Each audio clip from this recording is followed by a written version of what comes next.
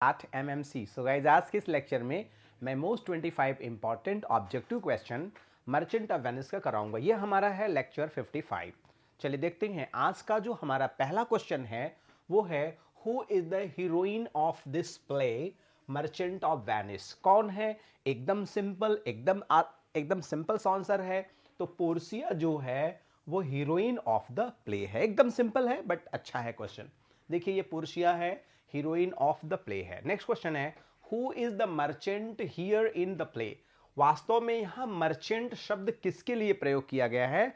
हालांकि शाइलॉक भी है और एंटोनियो भी है, लेकिन एंटोनियो के लिए कहा गया है मर्चेंट। अच्छा मर्चेंट है ना, इंटेलिजेंट मर्चेंट, दयालु मर्चेंट। तो एंटोनियो के लिए यहां मर्चेंट ऑफ वेनिस में मर्चेंट का प्रयोग किया गया है। यह है एंटोनियो मर्चेंट ऑफ वेनिस, जो बहुत ही आइडियल करेक्टर होता है। नेक्स्ट है who is the writer of the drama the merchant of Venice. एकदम सरल है। द मर्चेंट ऑफ वेनिस को लिखा किसने है? इससे सरल हो ही क्या सकता है? विलियम शेक्सपियर ने लिखा है। द मर्चेंट ऑफ वेनिस किसने लिखा है? मर्चेंट ऑफ वेनिस को विलियम शेक्सपियर। इससे इजी क्या हो सकता है? अगला क्वेश्चन है which type of this play is merchant of Venice. Merchant of Venice किस प्रकार का प्ले है? तो एकदम सिंपल आंसर है, वो क्या है? ट्रेजिक कॉमेडी है। क्या है? ट्रेजिक कॉमेडी, जिसमें थोड़ी ट्रेजेडी भी है, थोड़ी कॉमेडी भी है। तो कैसा प्ले है? ट्रेजिक कॉमेडी है। Who made will for Portia's marriage. Portia की शादी 3 कास्केट के माध्यम से हो, इसका विल किसने बनाया था? तो डेफिनेटली पोर्शिया के फादर ने बनाया था ये विल कि भाई मेरी बेटी का विवाह उसी से होगा जो तीनों कास्केट में से उस कास्केट को चुनेगा जिसमें से मेरी बेटी पोर्शिया का फोटोग्राफ्स होगा। तो ये देखिए पोर्शिया के पिताजी हैं, इन्होंने ही ये विल बनाया था। अगला करेक्टर है how many caskets are described in the play. कितना सिंपल क्वेश्चन है। कितने कास्केट हैं? तो 3 कास्केट हैं, है ना। गोल्ड है, सिल्वर है और लेड है। 3 तरह का कास्केट है, गोल्ड, सिल्वर, लेड। देख सकते हैं आप, ये तीनों कास्केट हैं। नेक्स्ट क्वेश्चन है from which the casket are made, है ना। From which the casket are made. Casket किस चीज के बने थे? तो मैंने आपको बताया कि गोल्ड के बने थे, सिल्वर और लेड के बने थे। किसके बने थे? गोल्ड के बने थे और लेड के बने थे। बहुत ही सिंपल क्वेश्चन है, देख सकते हैं गोल्ड का है, सिल्वर का है और लेड का है। ठीक है। नेक्स्ट क्वेश्चन है who chooses the correct casket. आप जानते हैं किसने करेक्ट कास्केट चुना था? तो एकदम सिंपल सा आंसर है बेसेनियो ने पोर्सिया के हिंट के अनुसार, है ना, कौन सा खोला था? लेड कास्केट खोला था। और Bassanio is the hero of the play और बेसेनियो की शादी पोर्शिया से हो जाती है। अगला करेक्टर है who is the villain in the play merchant of Venice. इससे सरल क्वेश्चन हो ही नहीं सकता। तो Shylock is the villain in the play. Shylock इस प्ले में विलेन है, आप देख सकते हैं लास्ट तक, है ना। How many pound flesh Shylock wanted from Antonio's bodies. Antonio के शरीर से कितना पाउंड मांस चाहिए होता है? तो 1 पाउंड मांस, है ना, शाइलॉक की डिमांड थी, वो भी चेस्ट से, कहीं और से नहीं। देख लीजिए ये है ना, एंटोनियो को ऐसे पकड़ा गया है और इसका मित्र बेसेनियो है, यहाँ पे डूक हैं और यहाँ पे शाइलॉक चाकू लेकर के देखिए लगाने ही जा रहा था। तैसे ही पोर्सिया कहते हैं स्टे ज्यू, रुक जाओ, you can cut the flesh but the blood should not come out from the body, है ना। बड़ा ही अच्छा स्टेटमेंट होता है। What is the amount of the money Antonio wanted to borrow from Shylock, है ना। कितना अमाउंट एंटोनियो शाइलॉक से मांगना चाहता था? तो कितना? 3000 ड्यूकेट्स। कितना ड्यूकेट्स? 3000 ड्यूकेट्स डिमांड करता था। तो इसने 3000 ड्यूकेट, है ना, शाइलॉक से लिया था। ये शाइलॉक है, ये एंटोनियो है। ठीक है। कितना अमाउंट? 3000। यही है ड्यूकेट्स। ड्यूकेट्स क्या होता था? ये गोल्ड क्वाइन होता था, सोने का क्वाइन हुआ करता था ड्यूकेट्स। ठीक है, तो सोने का क्वाइन हुआ करता था। नेक्स्ट क्वेश्चन है what is the name of Shylock's daughter. Shylock की बेटी का क्या नाम है? कम ऑन एवरीबॉडी बताइए। तो उसकी बेटी का नाम है जेसिका और शादी किससे होती है? लॉरेंजो से होती है। लॉरेंजो। तो जो से याद रखिए जेसिका, जो से याद रखिए जेसिका, जो से याद रखिए जेसिका, है ना। Lorenzo Jessica. देखिए ये है लॉरेंजो की शादी किससे होती है? जेसिका से।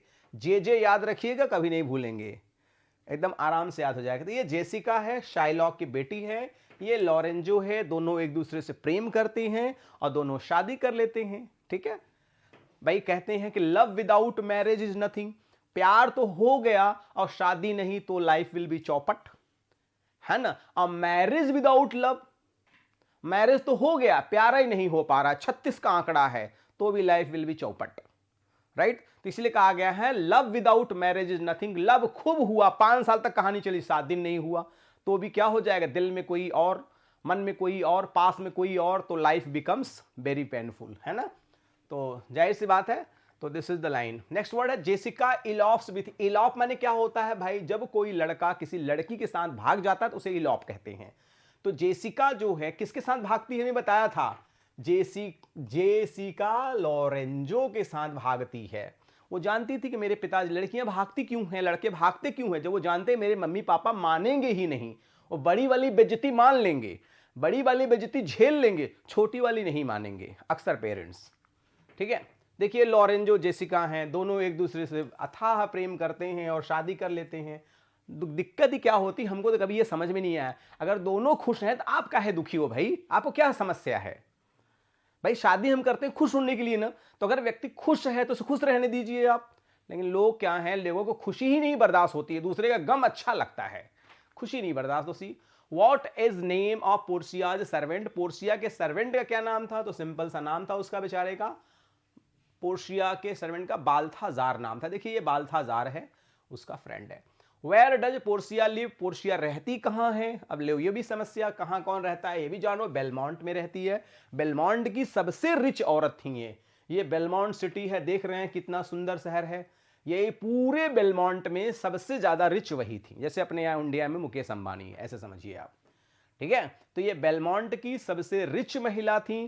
तो बेसैनियों को लगा कि यार इस रिच महिला से मेरी शादी हो जाए तो मेरी किस्मत बदल जाएगी, बदल गई।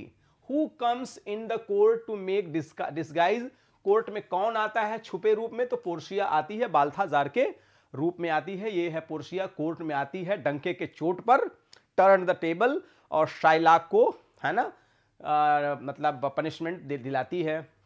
Who tells the importance of mercy, तो इसमें मर्सी का इंपॉर्टेंस कौन बताता है, तो जाहिर सी बात है कौन बताएगा, पोर्शिया बताएगी।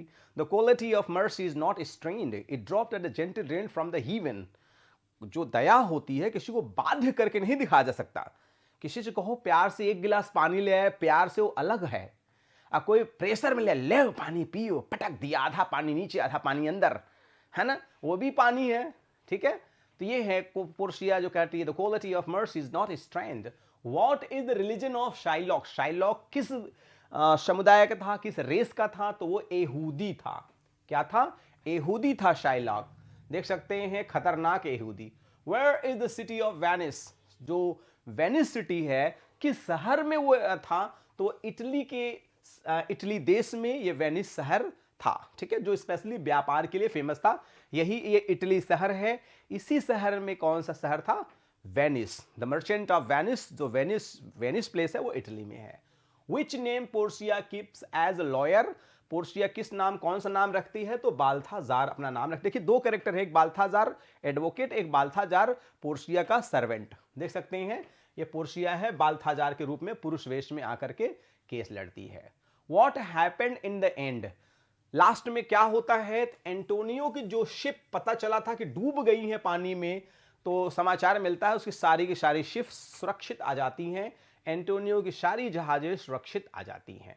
What was kept in gold casket, gold casket में क्या रखा हुआ था, तो उसमें स्कल रखा हुआ था, खोपड़ी रखा हुआ था कि all that glitters is not gold, often you have, है ना, you have heard that told, many a lives man have sold, है ना, हर चमकने वाली वस्तु सोना नहीं होती है। यही देखिए खोपड़ा रखा रहता है उसमें, और उसी में लिखा है all that glitters is not gold. What was written on gold casket, gold casket में क्या लिखा था, all that glitters is not gold, हर चमकने वाली वस्तु सोना नहीं होती है, हर चमकने वाली वस्तु सोना नहीं थी। Who chooses gold casket, gold casket को कौन चुनता है, तो चुनते हैं प्रिंस ऑफ मोरक्को चुनते हैं, गोल्ड कास्केट को प्रिंस ऑफ मोरक्को चुनते हैं। उन्हें लगा कि यार पोर्शिया का फोटो किसी मामूली कास्केट में नहीं होगा, ये सोने वाला है ना, तो इसी में होगा और सोने के चक्कर में मामला गड़बड़ हो गया। हु चूजेज सिल्वर कास्केट, तो सिल्वर कास्केट कौन चुनता है, तो चुनते हैं प्रिंस ऑफ अरागॉन चुनते हैं, दे हैं भाई साहब, है ना, सिल्वर कास्केट चुनते गए। गोल्ड में तो नहीं निकला, इस वाले में पक्का निकल जाएगी पोर्सिया, क्योंकि सोने से चांदी पर आएगी। देखिए, Aragon arrives to take the test, he chooses the silver casket and fails. ठीक है, ये हैं प्रिंस ऑफ अरागॉन साहब। तो गाइज आज के इस लेक्चर में मैंने most 25 important objective question merchant of Venice का डिस्कस किया। अच्छा लगता है तो लाइक द वीडियो, नहीं अच्छा लगता तो you can dislike the video. So guys, if you really enjoyed, so please subscribe the channel and press the bell icon so you'll be notified with our latest videos. So if possible, please send 2 or 3 links to your friends, near dear and sweetheart one. At last, don't forget to provide and give my Guru Dakshina with the help of your comment. So guys, thanks for watching the video. Good day all and take care all.